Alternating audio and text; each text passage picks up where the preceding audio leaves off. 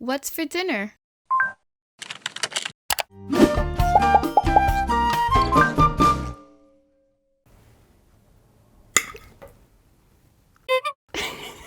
made a mess. Of course. I'm too hungry. I'm just gonna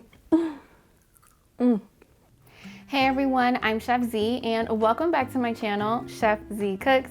Today I'm going to be showing you how to make air fryer Cuban pork chunks, or as I like to call it, Masitas de Puerco. Now let me tell you guys something, you are in for a treat because these masitas are super easy to make, super tasty, and they're going to be one of your new favorite things to make in the air fryer. Now I do have a recipe here on my channel where I show you how to make it the traditional way with a few tweaks here and there, because traditionally Cuban masitas are made with lard and I didn't do that. And since making that video, I have since tweaked it again to make it even better. If you think that's even possible, let me tell you, it is. So what we're going to do is we're essentially going to render the fat from this pork, and then we're going to crisp it up ever so nicely. But before we even get to the cooking part, let me tell you guys what you're going to need. So first things first, you're going to need some pork, and I will go into a little bit more details about the different cuts of pork that you can use, the type, etc., etc. You know what it is. Now, in order to make masitas, you definitely have to have that tasty mojo at the end, which brings this whole dish together. And to make the mojo, you're going to need some lemon, but you can use some sour oranges or even regular oranges, some garlic, some white onions, and some salt and a little bit of olive oil. Now to season the pork, we're going to need some fresh oranges, or you can also use a little bit of orange juice because, spoiler alert, I had fresh oranges that went bad, so I'm actually going to add a little bit of orange juice just to actually give it some nice acid and that nice citrus flavor. And this is a trick I do all the time that you can do as well. We're going to need some Dominican oregano or Mexican oregano. We're also going to need a little bit of cumin because a tiny bit goes a long way, and some garlic. And hopefully I have enough garlic because you guys know my love affair with garlic. Now, before we actually start seasoning the pork, I actually want to get going on my mojo. And this is something that I do all the time. All you really want to do is take some white onions, and I highly recommend that you use white onions or some Spanish onions to make your Cuban mojo, just because they maintain their crispiness a lot better. We're going to add the garlic to it. We're going to add some lemon. And pretty much I want this to pickle ever so slightly. And like I mentioned before, if you don't want to use lemon, you can definitely use some oranges, or you could even use like a little bit of orange and a little bit of lime. Now, I personally, this is my personal opinion, I don't recommend that you make your Cuban style mojo with just lime, or at least like I'm not a big fan of it, because I want a little bit more brightness, a little bit more citrus. So that's why you always see me making my mojo with either oranges, sour oranges, or lemons. So I'm just gonna squeeze that there. And I'm obviously going to taste test it later on once I cook it. And I have a second lemon right here, so if I feel like it needs a little bit more acid, I'll go ahead and add some of that. Just a second. My hands are a little bit wet and I don't wanna put my wet fingers in my salt cellar because then I'll get stuck. So I'm just gonna add a little bit of salt to this. And I'm just gonna let that sit because the acids in the lemon is actually going to pickle the onions ever so slightly, and it'll come together so wonderfully. So now we're gonna start seasoning the pork. Okay, so before we start seasoning the pork, I just want to say a few things about the pork itself. So you want to get a pork with some nice marbling. So all these fat pieces that you see throughout the meat, you want that, because spoiler alert, before we actually air fry the meat, we're actually going to pressure cook it, and that is going to make the meat super, super tender. And it's also going to be the thing that really infuses all of these yummy flavors that we're about to add to it. Now, cuts of meat that you can use. You can actually take a pernil or a pork shoulder, and you can actually cut it up yourself, and it is super cheap. You could take a pork loin, you just want to make sure to get one with some really nice marbling as well. Essentially what I'm trying to say is stay away from a piece of pork that's too lean. You want something with a little bit of fattiness because that's really gonna shred and like melt in your mouth. And as you can see here, I also cut my chunks in fairly big pieces. And part of the reason why I did that is that I don't want it to disintegrate into nothing when I'm pressure cooking it and when I'm air frying it. All right, so enough about the pork itself. And comment below if you have any more questions because I'll be happy to answer them. We're gonna go ahead and we're gonna season this. We're gonna add our fresh garlic. And again, the more the merrier when it comes to the garlic. We're gonna add some cumin to this. And again, these simple ingredients make a huge difference and come together in such a great way. Some oregano. We're going to add our orange, or at least the one orange that came out good. Listen, I was like so upset when I cut into it and I saw that it had gone bad. And look, this one's even dry. Just my luck. Now, one of the beautiful things about cooking with fresh oranges or citrus in general, especially with pork, number one, it's a match made in heaven. You really can't go wrong. And the acids in the citrus is also going to tenderize the meat, which is gonna be yet another thing to make it so great. Now I'm gonna go ahead, I'm gonna add some orange juice, and this is a hack that I do all the time. And I'm not gonna lie to you guys, this is actually a very, and I mean very affordable dish to make, especially if you're taking a pork shoulder and you're cutting it up yourself. You can feed a ton of people with very little money. And full disclosure, this right here was a pork loin that I cut up myself, and I spent all of $15 on it. And I'm not just looking at it, probably 5 of us are gonna eat from this and it's gonna be amazing. So you guys do the math. We're now going to add some salt. And listen, I don't want you guys to get crazy, but whenever you are working with pork, you definitely want to be very generous when it comes to the salt, because pork, just like when you're seasoning a pernil, can really handle a ton of salt.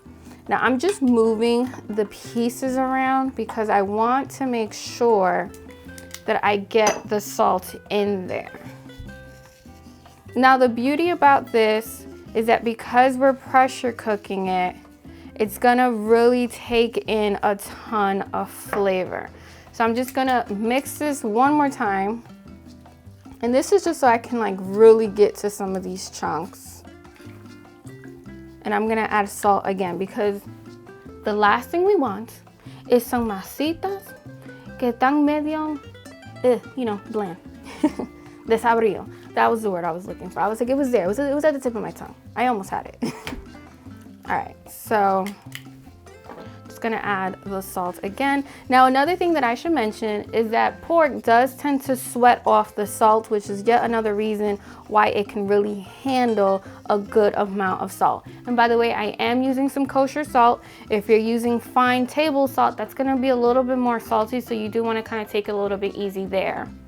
We're now going to add some oil just to help this marinade come along. That was roughly about 2 tablespoons, just eyeballing it. And now, if you're regulars here on my channel, you know what time it is. I'm not even gonna explain myself this time. I wanna get in there and I wanna mix it all together without having my hands smell like straight garlic at the end of all this. So, oh my goodness. Now this is a fairly simple marinade, and you probably have all of the ingredients in your pantry, especially if you make some of my other recipes. You definitely have these ingredients on hand, and those same ingredients really come together and they make some spectacular dishes time and time again. The pork is pretty much marinated. I'm going to let this sit literally for about 20 minutes. So while that's sitting and doing its thing, I'm gonna go ahead and I'm going to prepare the air fryer for you guys, and I'm gonna walk you through that. However, before we air fry, we're actually going to pressure cook it, and I'm going to be using my Ninja Foodie, which is a pressure cooker and an air fryer. I'll link it down below for those of you who are interested. So I will see you in a little bit. Okay guys, so it's been about 15-20 minutes and my meat has done marinating. Also, my bad, totally forgot to add the black pepper, so I actually did that off camera. Don't make the same mistake. So the beauty of this dish is that it doesn't have to marinate for super long. However, let's say that you want to get ahead of schedule and you have it marinating overnight, that's totally fine. It's only going to be more flavorful. All right, me and my weak wrists are going to hold this heavy bowl, and now we're going to add the meat into the pressure cooker. Now, as you can see, I have a ton of pork, and the good thing about my pressure cooker is that it's fairly big, so I don't have to do this in batches. I also don't have to brown it before adding it, because that's something that you guys see me doing all the time, is that sometimes I will brown the meat. Hold on. Who am I kidding? This thing is heavy. All right, that's a little bit better. So what I was saying is you actually don't have to brown it before adding it into the pressure cooker, because all this is going to tenderize and get full of flavor. Oh yeah, look at that. Now again, don't feel pressured to run out and buy the same exact pressure cooker air fryer as I'm using today. I just highly recommend that for small kitchen appliances, get ones that do more than one thing so that they're multi-purpose, and then that gives you a little bit more freedom and a little bit more variety to cook different dishes, just like you see me do here all the time. Now, we are not going to throw out this marinade. No, no, no, honey. This is arguably one of the most important things, and that's gonna go straight in there. Get that garlic. Now, anytime you pressure cook something, if you want it to have a ton of flavor, don't add too much water. I'm just gonna add a few drops. And that's because the meat itself is actually going to release its own like juices and everything as it pressure cooks. All right, that's good. And now we're gonna take the lid. Now this model of the Ninja Foodie that I have comes with 2 separate lids. Some come with 1 lid, and depending on which device you have, like I know Instapot has their own version of this too, you may have 2 separate lids, but you definitely wanna put it down, and then you wanna secure it. And then the most important thing is that you wanna make sure that it's in this sealed position, because remember, we are going to be pressure cooking this. And now let's go ahead and put our settings. Okay, so what we wanna do now is we wanna pressure cook it on high for 20 minutes. And that's honestly all you need for this to be perfectly cooked, and anything more and we risk overcooking it, because don't forget, we are air frying this later. Let's go ahead and press start so that we can get things going. Okay, so the meat has finished pressure cooking. So now we are going to release the pressure manually. I find that when I make this dish and I let it slow release on its own, it actually overcooks the meat just a little bit. So then when we air fry, it's gonna fall apart, and I don't want that. I'll be completely honest, I absolutely hate this part, but it's part of the journey. I always make sure to just take a napkin, if you will, because sometimes this sputters a little bit of liquid, and be very careful because the smoke that comes out of here is also really hot. So here we go. Oh, I hate this thing.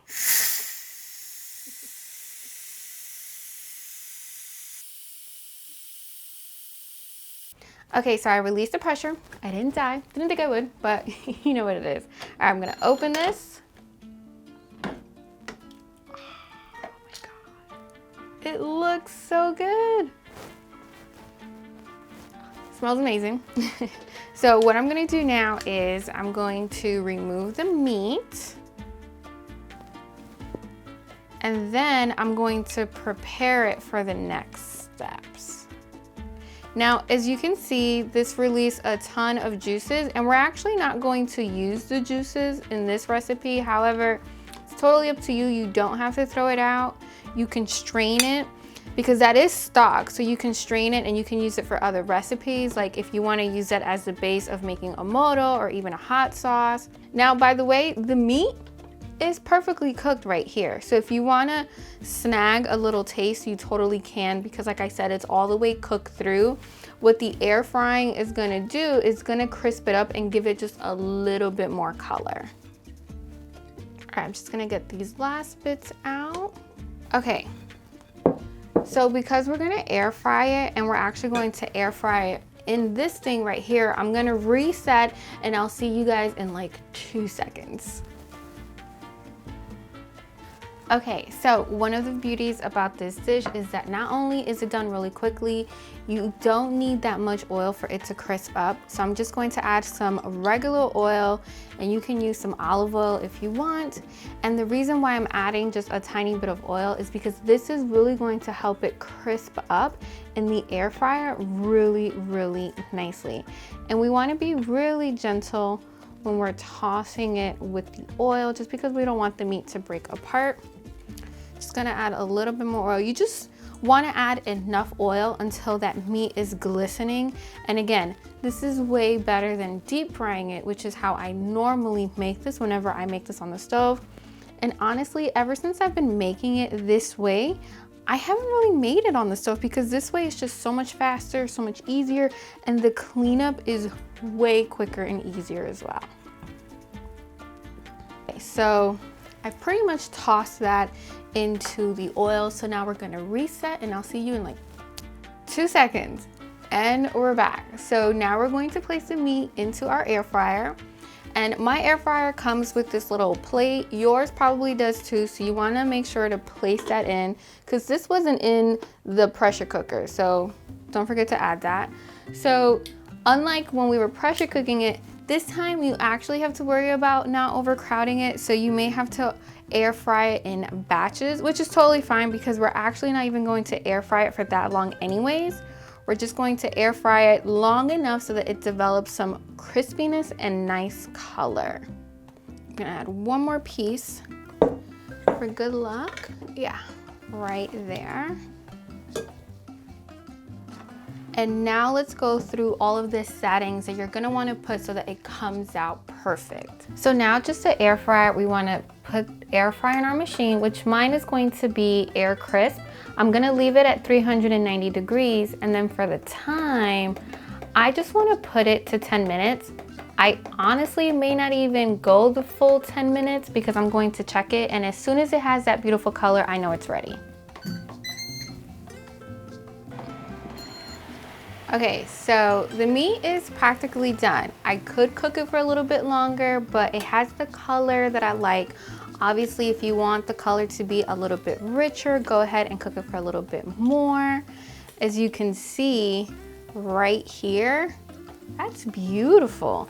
And it's honestly ready to go. But before we say that we're done and we've claimed victory, we actually want to bring this dish together by making a mojo sauce, which honestly takes all of like 2 minutes, and it is definitely worth the step, because it's gonna add some nice acidity and a little bit more garlic to this dish. But if you're like super hungry and you don't want to have it with the traditional mojo sauce, then I highly recommend that at least have it with some fresh lime or even some fresh lemon. Let's see. Ooh. Just one more piece, and let's go ahead and make this quick mojo sauce. So we're going to start things off by setting our flame to medium high, and we're going to add a generous amount of oil, because this is going to help our sauce come together. And now we're going to saute our onions, garlic that have been sitting in that fresh lemon juice. And the beauty about the mojo sauce is that you can really make this to your liking. And what I mean by that is that you can cook this as much or as little as you want. And it really depends on how crunchy you want the onions. Me personally, I like the onions to be super crunchy, so I'm only going to saute this for about 3 to 5 minutes.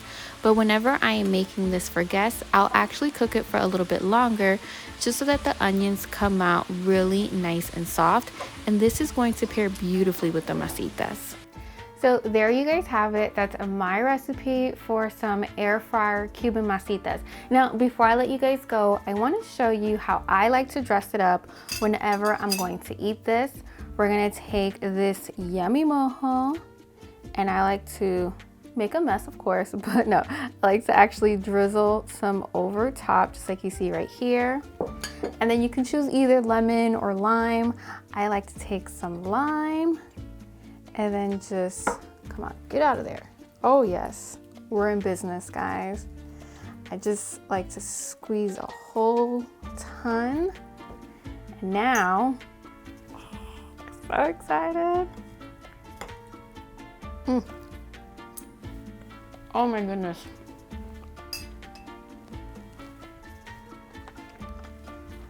It is crispy, it is well seasoned, it is everything, and it's time to eat. Now, give this video a huge thumbs up if you like these sorts of recipes. Let me know what you want me to make next. And if you need some inspiration on what to cook next, go ahead and click right here. Y'all know what time it is. It's time for me to eat, and I'll see you next week. Okay, it like falls apart. So there. Oh my goodness. Put it right back on the plate though. Table is clean.